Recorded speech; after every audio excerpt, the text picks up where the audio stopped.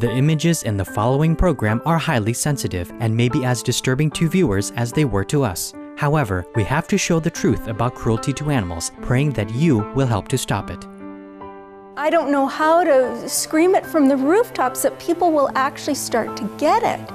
But we need to get it because what we're doing to animals today is absolutely unjustifiable. And anyone that gets to know any of these animals as individuals, as thinking, feeling individuals, could never be comfortable consuming these products.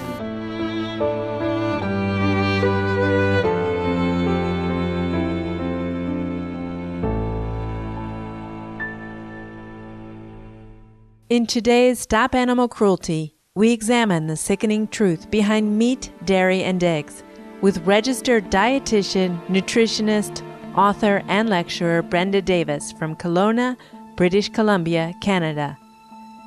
Ms. Davis is a vegan and a past chair of the Vegetarian Nutrition Dietetic Practice Group of the American Dietetic Association. She has co-authored 7 best-selling books, including Becoming Vegan, The New Becoming Vegetarian, Defeating Diabetes, Dairy Free and Delicious, and the newly released Becoming Raw. I was your basic conventional dietitian 30 years ago. I was schooled in traditional nutrition. I'm Canadian. I taught Canada's food guide, 4 food groups, one of which is meat. I became a vegan dietitian because of this very issue. What would have ever possessed me to go from a basic registered dietitian, community nutritionist, teaching Canada's food guide, to a vegan activist? I'll tell you the story. I lived in Northern Ontario at the time.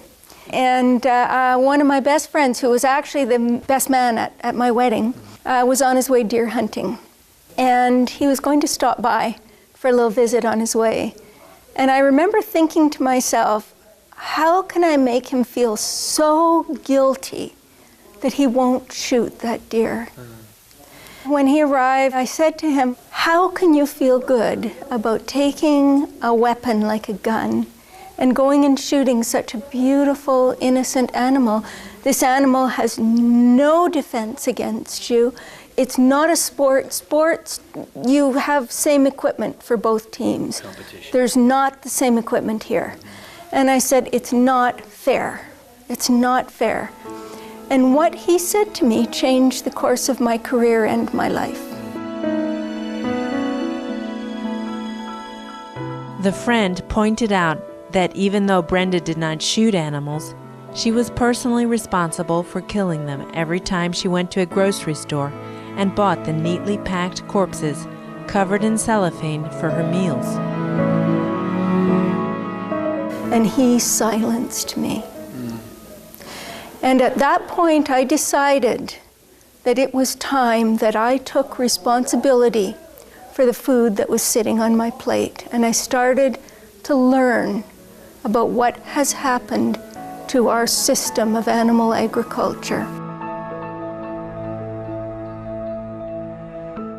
What Brenda discovered next was shocking beyond belief. Today, 90% of the animals we eat in North America are raised in what we call concentrated animal feeding operations, CAFOs. And we are looking at 10 billion land animals a year, 17 billion sea animals a year in North America alone. We can't even wrap our brains around those kind of numbers.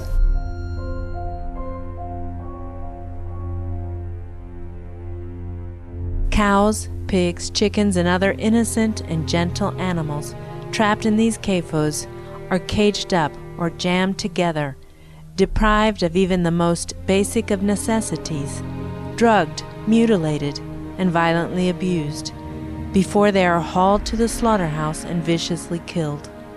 According to the Food and Agricultural Organization of the United Nations, Approximately 58 billion animals were killed for food worldwide in 2008. This is a conservative estimate, as it does not take into account the high death toll of aquatic animals, wild animals displaced by animal agriculture, and the staggering number of animals that were victims of the factory farming system that died for reasons other than slaughter. U.S. government statistics reflect that nationally, 1 in 10 farm animals die of stress-induced disease or injury before they even reach the abattoir. How human beings can justify enslaving these animals in the way that we do, they are literally robbed of everything that they need to function physically and mentally to be the animals that they are meant to be. Animals used for food production are no different from us or our beloved dog or cat companions. They too experience profound emotions like joy and sadness, and deeply desire to live in peace and tranquility. Pigs would live 10 to 15 years, much like dogs. Their intelligence has been rated as equivalent to a 3 to 5-year-old child. Dogs have been rated about a 2.5-year-old child, so even smarter than dogs. Our bright and affectionate porcine friends are callously treated as mere tools of production by the factory farming system. In confined animal or concentrated animal feeding operations are 100,000 animals in one building. They never see the light of day. They have a stall so small they can't lay down or turn around. They're on slanted floors so their excrement goes out automatically. The stench is so bad, the dust and dander and ammonia is so bad. These animals have smellers that are 200 times more sensitive than ours. We have to put a gas mask just to go in the place and manage. These animals live 4 to 6 months. They're pumped with hormones and antibiotics when they're just little tiny babies. Their ears are docked, their tails are cut off, they're castrated. The pigs are forced to live in obscene filth and are in pain all their lives. The journey to the slaughterhouse is yet another ghastly nightmare for these frightened souls. We're literally trying to produce the greatest amount of meat for the least amount of money with no consideration for the animal whatsoever. We treat them like they're an inanimate object. And then at the time of slaughter, and they're 4 to 6 months of age, we truck them off.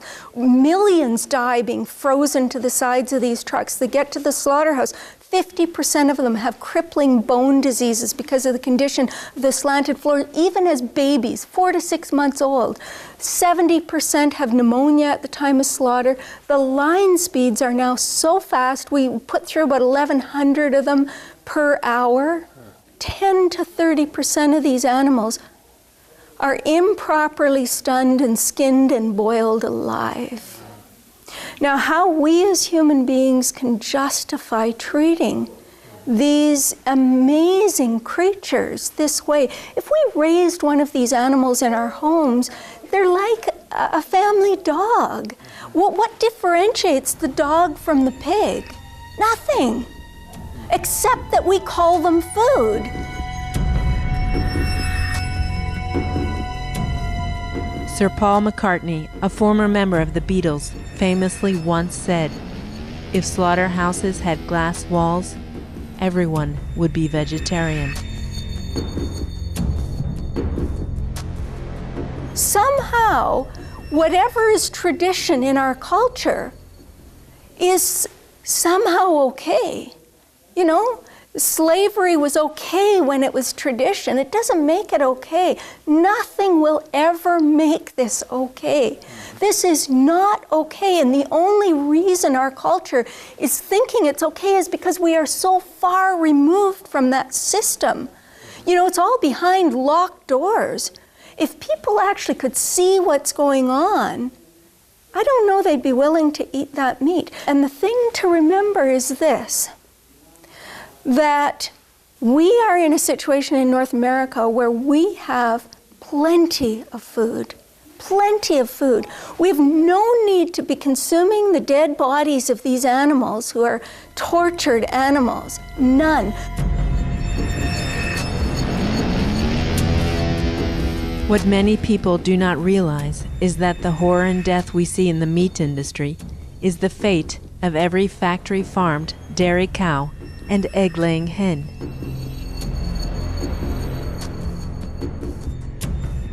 Both of these industries, the dairy industry and the egg industry, are absolutely brutal industries in my view. They're horrible. Take a look at the way that these animals are treated. Eggs, that's just insane. The egg layers have space about the size of, not even as big as a piece of paper. They need 4 times that just to spread their wings. At hatcheries that supply egg-laying and chicken meat-producing factory farms with birds, male chicks are considered to have no value, as they neither can lay eggs nor be profitably raised for meat. Chicks that are born, if they're female, they go on to the laying industry. If they're male, they are ground up alive and go back into the feed, or they're suffocated in garbage bags.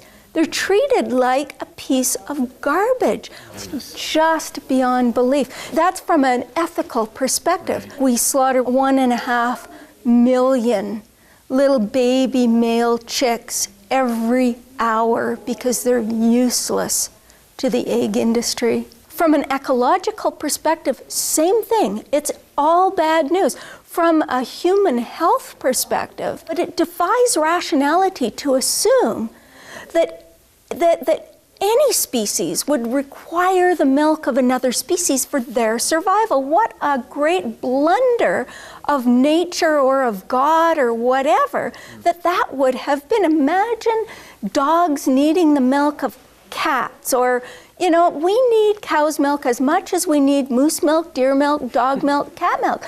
It just doesn't make sense. Cow's milk, a good source of calcium? It's a very rich source of calcium. So is the milk of every other mammal. It doesn't make it essential for human health.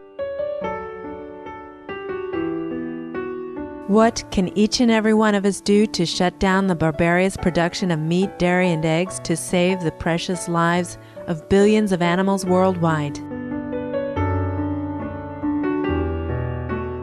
Number one is just absolutely do not consume any animal products, and see that you're not depriving yourself of anything. Make a fabulous vegan feast and share it at work. Bring it to work and show people how wonderful vegan food can be. Bring your family to a vegan restaurant. Just share vegan in a loving, respectful way with the people that you associate with. And I think that's the very best thing any of us can do for the animals, if we're vegan, is to be an amazing example of vegan. Be such an amazing example of health that people say, what do you eat? You look so healthy. Be fit, be joyful, and share wonderful food. And I think that's the most powerful tool any of us have, is our own personal example.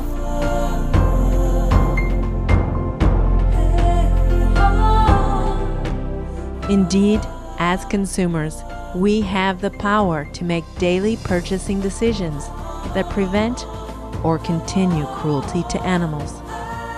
We can make a wise and compassionate choice each time we sit down to eat, to live and let live.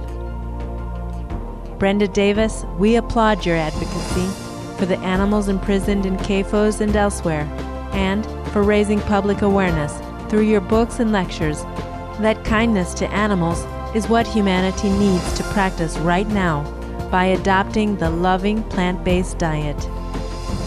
For more details on Brenda Davis, please visit www.brendadavisrd.com.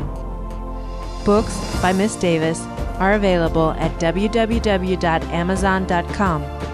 Thoughtful viewers, this concludes this week's Stop Animal Cruelty program.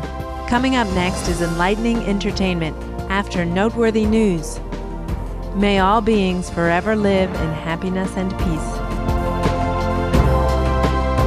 For more details, please visit www.suprememastertv.com/stop-animal-cruelty.